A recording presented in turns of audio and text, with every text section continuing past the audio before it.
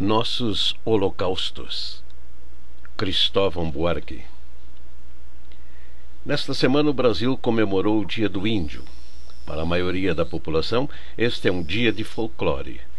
Mas, na verdade, é um momento de reflexão sobre o holocausto que cometemos contra as nações indígenas. De 4 a 6 milhões de indígenas que habitavam o Brasil e viviam em harmonia com a natureza, hoje apenas 817 mil sobrevivem, segundo o censo de 2010.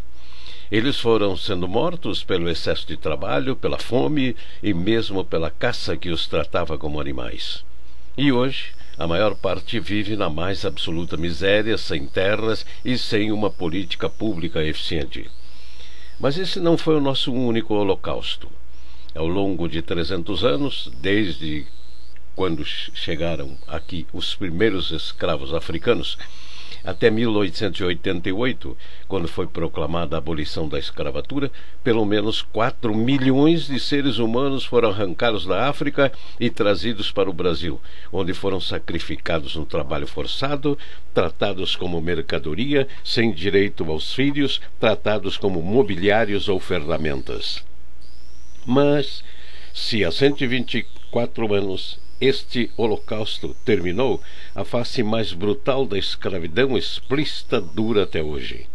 Seus descendentes enfrentam a exclusão social, que já não pode ser chamada de holocausto, mas não deixa de ser um crime social, em um país onde as boas escolas são dos brancos e as prisões para os negros. Porém, também este não é o último dos nossos holocaustos.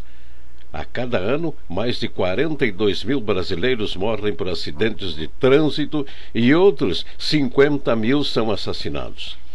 Embora não haja um responsável direto, como foram os nazistas, os exploradores de índios e os escravocratas dos negros, o sistema social e econômico podem ser apontados como causadores desse holocausto. O responsável maior é o sistema consumista desigual, com prioridades imorais, com pessoas por trás tomando decisões, como havia na Alemanha nazista. Por isso, o Brasil não vê como um holocausto a condenação de 250 mil meninas que vivem na prostituição, sacrificando não apenas a dignidade e o futuro, mas também a vida.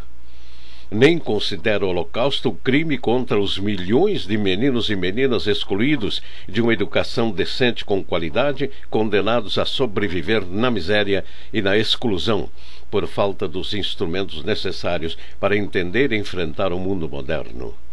A cada minuto de ano letivo, 60 crianças abandonam a escola apenas por serem pobres.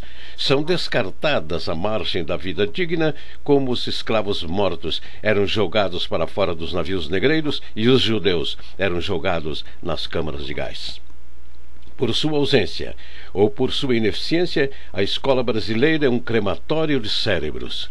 Funciona como um forno, cremando perseguidos e excluídos. Quem observa este maldito fato na perspectiva de hoje o vê apenas como uma fatalidade, talvez lamentável, mas sem a percepção do holocausto contra as crianças e o futuro delas. Portugueses e brasileiros da colonização não viam o holocausto que era feito ao lado deles contra os índios ou aquele feito contra os escravos. Para eles, índios e escravos não tinham alma. Para os brasileiros de hoje, crianças pobres não têm direito à escola igual àquelas pagas pelos pais que podem pagar. O Dia do Índio pode ser um dia de simples lembrança de que temos ainda sobreviventes indígenas, mas pode ser também um dia de memória dos holocaustos antigos.